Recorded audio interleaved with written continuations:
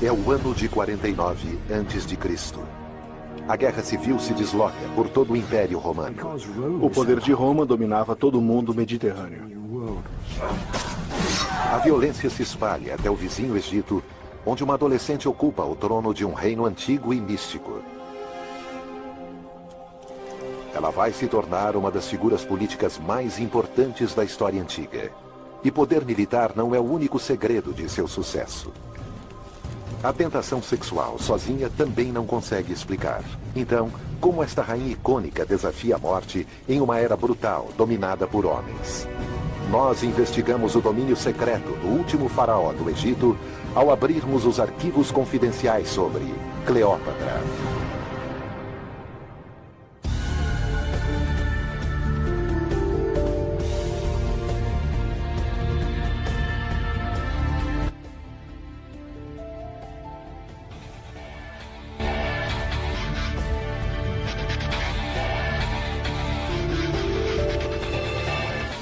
Arquivos confidenciais. Cleópatra. Durante 2000 anos, lendas da vida amorosa da rainha Cleópatra inspiraram inúmeras pinturas, peças e filmes. Mas agora, estudiosos estão à procura da verdadeira rainha e exploram como inexplicavelmente ela encantou primeiro Júlio César e depois Marco Antônio, dois dos líderes mais influentes de Roma. Cleópatra nasceu em 69 a.C. e era a filha mais velha de uma linha longa de poderosos faraós egípcios. Existiram outras 6 rainhas Cleópatras na dinastia antes dela, batizada com o nome de seu fundador, Ptolomeu I. Maitreya é escritor e pesquisa esse período turbulento. Ptolomeu é grego e se estabeleceu no Egito depois da morte de Alexandre. Alexandre o Grande era o general macedônico que conquistou o Egito em 332 a.C. Depois de sua morte, um de seus melhores generais, Ptolomeu, assumiu o país. E a partir daí surgiu a dinastia Ptolomaica, que durou 300 anos. Quando Cleópatra tinha só 18 anos, seu pai morre. Ela ascende ao trono e se torna Rainha Cleópatra VII, governando ao lado de seu irmão de 10 anos, Ptolomeu XIII. A união de irmão e irmã é habitual. O Dr. Christopher Snyder pesquisa as dinastias antigas do Egito e Roma. Eles tornaram Cleópatra consorte de seu irmão Ptolomeu. E isso era uma tradição egípcia, que era uma forma de manter o sangue divino dentro da família real. A doutora Debbie Charles explica a precariedade da vida real ptolomaica. Havia briga interna durante os últimos 50 anos. Talvez até mais que isso. Traições e assassinatos são um risco constante na corte. O pai de Cleópatra foi um dos poucos governantes que não foi assassinado. E agora, a rainha adolescente encara um perigo iminente vindo do exterior. Por todo o mar Mediterrâneo até o norte, se estende o maior superpoder expansionista da história: Roma. Roma dominava o mundo mediterrâneo 2000 anos atrás. E os romanos eram incrivelmente atrevidos, agressivos, aventureiros, e eles levaram sua civilização até onde conseguiram para o oeste e até onde conseguiram para o leste. E isso incluiu o Egito. Na época de ascensão de Cleópatra, o império se estende do Atlântico Norte até o Mediterrâneo Oriental. E no seu centro, Roma. Naquela cidade grandiosa, a professora Valerie Higgins dá aula sobre história antiga. Existe uma ligeira brecha aqui. Eles não tinham conquistado inteiramente o Egito. Eles tinham conquistado alguns territórios próximos ao Egito, mas não o Egito propriamente dito. Mas o Egito é progressivamente trazido para dentro da esfera de influência romana. A influência de Roma sobre o Egito é financeira. Os antecessores de Cleópatra tinham pedido grandes somas em dinheiro emprestado para financiar seus problemas de poder interno. Para manter o poder de Ptolomeu XII, pai de Cleópatra, eles precisaram pedir dinheiro emprestado para pagar tropas militares ou pegar emprestado algumas tropas romanas. Então fizeram um empréstimo enorme de Roma. Felizmente, o Egito é um freguês com muito crédito. O Egito tem cereais. E lembrem-se que os governantes de Roma precisam manter seu povo feliz. E uma maneira óbvia de fazer isso é com fartura de comida. A fertilidade do Egito torna-o desejável e também o mantém em segurança. Se eles quisessem tornar o Egito uma província completa, eles precisariam nomear um governador. Um governador romano que poderia, com toda a riqueza que o Egito tinha por trás, desafiar a liderança em Roma. Se você consegue manter o governante nativo no trono, um governante nativo que é um rei cliente, então você tem o melhor dos mundos. No Egito, Ptolomeu XIII é um desses reis clientes, e sua irmã Cleópatra, sua rainha. Roma está sendo paga. Há uma paz frágil, mas que pode desmoronar a qualquer momento. Houve mudanças de humor no Senado sobre se Roma assumiria o controle do Egito. Apenas 3 anos depois do início do reinado de Cleópatra, uma luta pelo poder real no Egito dá ao ditador romano Júlio César a desculpa que ele precisava. Ptolomeu XIII tinha conselheiros que instigaram uma rebelião ou desacordo entre os dois e Cleópatra foi posta para fora. Cleópatra sobrevive, mas foge para o exílio. César leva suas tropas para o Egito sob o pretexto de mediar o problema entre a rainha e seu irmão. A única esperança da rainha deposta é ela conseguir convencer César a ficar do seu lado. Mas Cleópatra não tem nada a oferecer a César que ele simplesmente não consiga tomar, além de apenas uma coisa, ela própria. Pat Brown estuda a vida e a morte de Cleópatra. Então diz a história que para conseguir conhecer Júlio César, ela foi enrolada em um tapete e carregada até ele dentro do palácio, e quando desenrolaram o tapete diante de Júlio César, Cleópatra surgiu. O historiador romano Plutarco escreve que César ficou encantado com a graça de Cleópatra e foi arrebatado por seu charme. Júlio César ficou na Alexandria e foi forçado a entrar em uma guerra civil entre Cleópatra e seu irmão. Ele realmente correu um grande risco físico e muitos de seus amigos se perguntavam por que ele se envolveu nesse tipo de conflito local. O envolvimento de César agora é total. Suas forças se ocupam com o exército egípcio. Ptolomeu XIII, irmão e inimigo de Cleópatra, morre.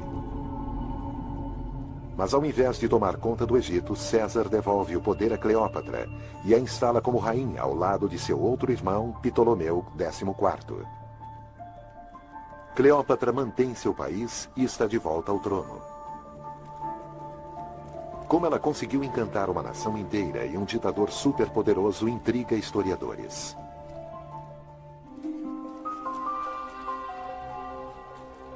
Mas, mesmo que ela tenha sido a mulher mais bonita que já existiu, a promessa de sexo com ela seria uma motivação suficiente para um governante muito inteligente e calculista como César mudar todo o seu comportamento, perder territórios valiosos, prejudicar sua imagem política e até arriscar sua vida?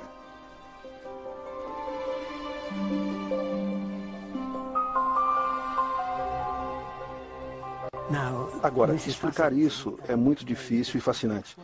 Não pode ser só por causa de um rostinho bonito, deve ter havido mais do que um encantamento físico.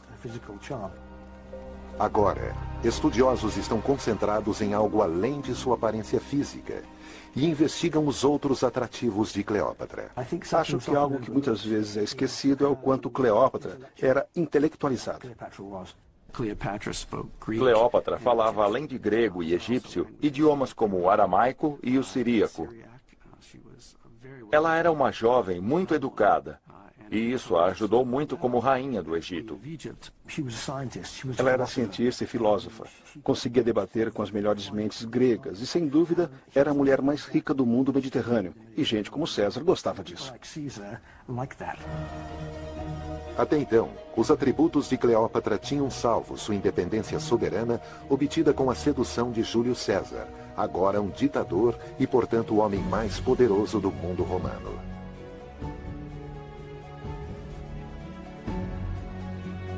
Mas é justamente o sucesso de César que vai causar sua queda. A República Romana é drasticamente antimonarquista e suspeita-se que o domínio de César é muito próximo de um reinado. Os romanos decidem que o tirano precisa desaparecer.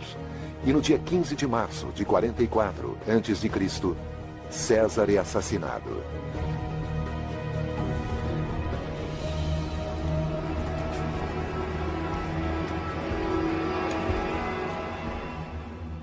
Depois do assassinato de César, Cleópatra ficou em uma situação terrível. Ela não tinha mais ninguém para apoiá-la. O Império Romano está dividido de novo. E mais tarde, uma guerra civil é iniciada novamente quando Otaviano, filho adotivo e herdeiro de César, entra em oposição a Marco Antônio, um dos generais mais formidáveis e bem-sucedidos de Roma. Otaviano e Marco Antônio eram dois indivíduos muito diferentes. Otaviano não era um soldado. Ele era um político astuto e um homem muito cuidadoso e modesto. Antônio era uma figura exagerada. Ele era um grande soldado, um grande amante e muito amigo de seus colegas soldados. Em uma reprise do conflito romano anterior, o Egito de Cleópatra é um campo de batalha fundamental. Marco Antônio solicita que a rainha fique do seu lado. De novo, Cleópatra quer manter seu trono e guardar a situação de soberania egípcia. E de novo, ela não tem nada para barganhar que Marco Antônio não consiga força além de si mesma.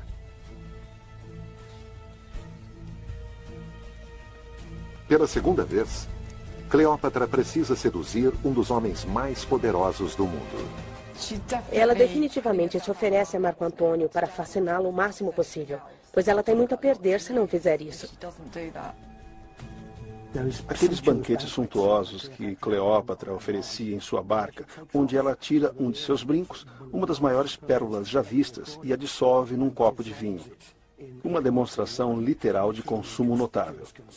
A opulência cabal daquilo tudo é algo que impressionou demais os romanos.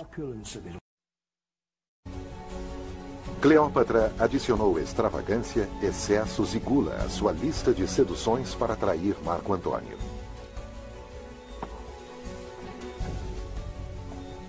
Demonstrações de riqueza e generosas ofertas de comida são intoxicantes. Efeitos que vão mais fundo do que os contextos culturais ou históricos. Na Universidade de Nova York, a doutora Lucy Brown examinou os cérebros de indivíduos que estavam recebendo estímulos positivos, sexual, financeiro e gastronômico. Vamos analisar a mudança em sua atividade cerebral nas diferentes regiões e vamos extrapolar a partir daí para diferentes sistemas cerebrais que estão envolvidos. Perfeito, muito bom. Os resultados da doutora Brown revelam que a reação no cérebro aos estímulos sexuais é similar à excitação produzida pela promessa de comida e dinheiro. Esses incentivos produzem efeitos neurológicos profundos que transcendem a cultura e a passagem do tempo e teriam funcionado da mesma forma 2000 anos atrás. Manter o sistema de recompensa ativo é o que Cleópatra estava fazendo ao fornecer todos esses maravilhosos contextos para César e Marco Antônio. A técnica de Cleópatra é um concerto de prazeres dirigido.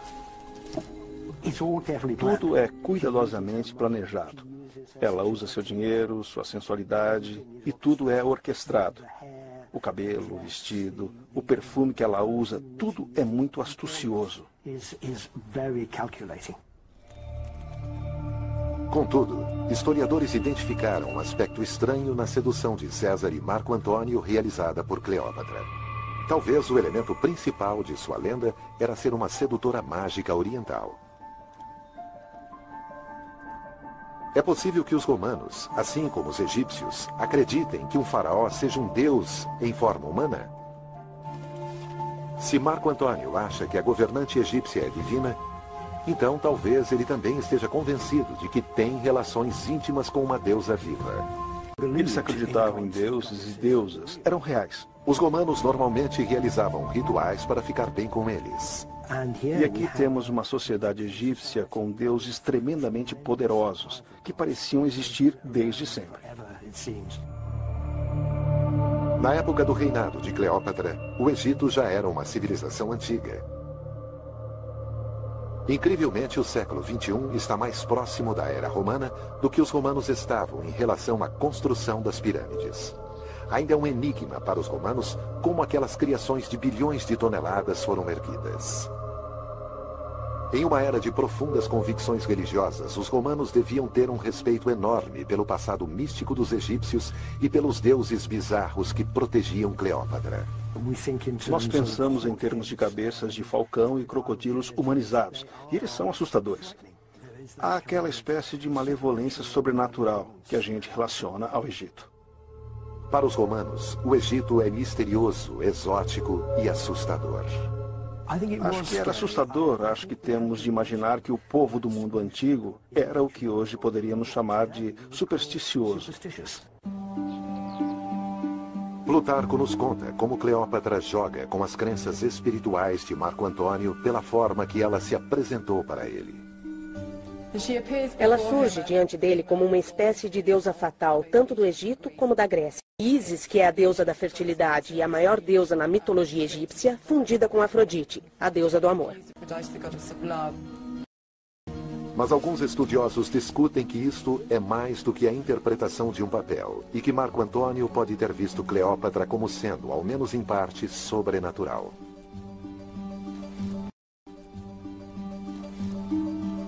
A prova se funda nos comportamentos psicológicos e religiosos profundamente enraizados dos romanos. Investigações mais profundas no trabalho de Horácio, um importante poeta romano, vivo e ativo, enquanto os eventos se desenrolavam, revelam pistas de como os romanos pensavam 2000 anos atrás. O especialista em latim, Dr. Paul Gwyn, está analisando a linguagem que Horácio usa para descrever a sedução de Marco Antônio por Cleópatra. Horácio escreve de uma maneira sofisticada. Não há uma só palavra em suas poesias que não tenha sido pensada e que não tenha sido colocada com cuidado e atenção. Ele notou algumas dessas palavras cuidadosamente escolhidas na descrição de Cleópatra feita por Horácio. Nós a vemos como, bem no meio do poema, um fatale monstrum. Então, como se traduz fatale monstrum? É sempre difícil. Ambas as palavras, separadamente, têm conotações religiosas. Fatale significa mexer com a morte. Fatal num sentido em que significa cheio de fatalismo. Monstrum é algo que se deve respeitar e tomar cuidado com, e também, ao mesmo tempo, um monstro é algo fora do comum. Conforme Horácio descreve Cleópatra como monstrum, de onde deriva a palavra moderna monstro, ele supõe que eles a consideravam fora do comum, exótica e diferente. Suponhamos que Marco Antônio acreditava que estava dormindo com alguém divino. Ou seja, é muito difícil para nós pensarmos assim, considerando que somos racionais agora. É muito tentador em nosso mundo cínico e moderno achar que personagens importantes como César e Marco Antônio estavam acima disso, que eles eram cínicos, inflexíveis, muito inteligentes, que estavam apenas fingindo. Eu não acho que isso seja verdade. Acho que isso se trata de uma má interpretação do significado do mundo antigo. Eles foram educados para reconhecer isso.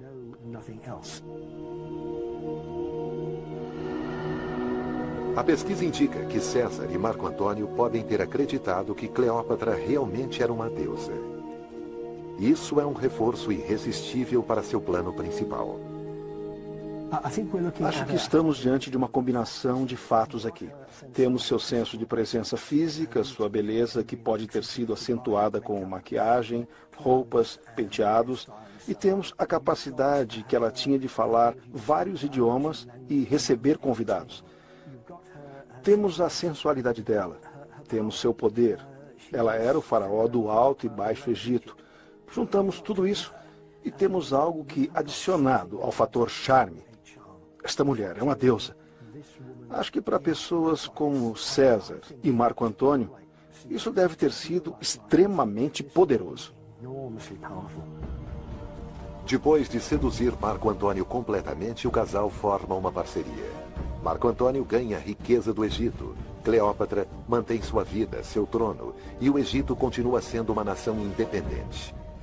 Pago por riquezas egípcias e alimentado por cereais egípcios por um tempo, os exércitos de Marco Antônio e Cleópatra resistiam aos de seu inimigo Otaviano. Mas a que preço? O conservador Otaviano teria usado o estilo de vida ostentatório de Cleópatra contra Marco Antônio. Ele teria, lá em Roma, tentado convencer os romanos que o soldado confiável Marco Antônio tinha sido atraído pela sedução maldosa do Oriente. No final, seus compatriotas se voltam contra ele. E mesmo com os recursos do Egito, Marco Antônio não consegue resistir ao poder militar genuíno de Roma. No dia 1º de agosto de 30 a.C., quando Cleópatra tinha 39 anos de idade, ela e Marco Antônio se rendem.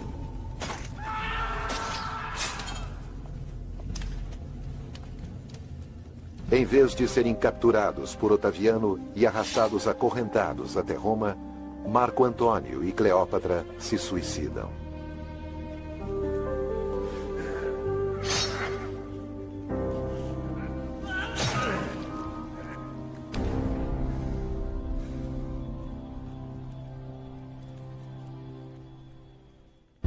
Otaviano assume o governo do Egito e impõe regras diretas de Roma.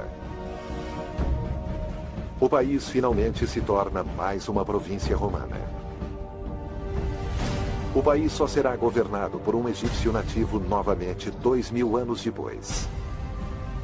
A última rainha do Egito está morta, mas ela sobreviveu muito mais tempo do que se esperava.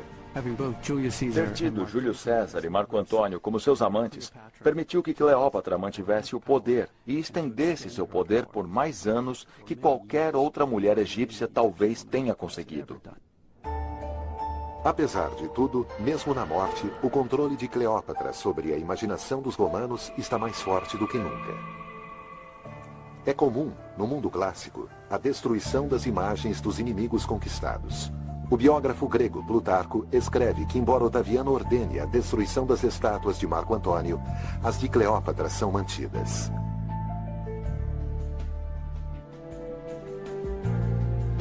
Otaviano então prepara uma amostra generosa, levando espólios do Egito e uma efígie de Cleópatra para serem exibidos em Roma durante sua procissão de vitória. Plutarco escreve que Otaviano recebeu propina para manter as estátuas de Cleópatra intactas. Pode ser que ele também, sabendo que ela era reverenciada como uma deusa por seu povo, pode ter sido encantado pela lenda da vida de Cleópatra, assim como o mundo está ainda hoje.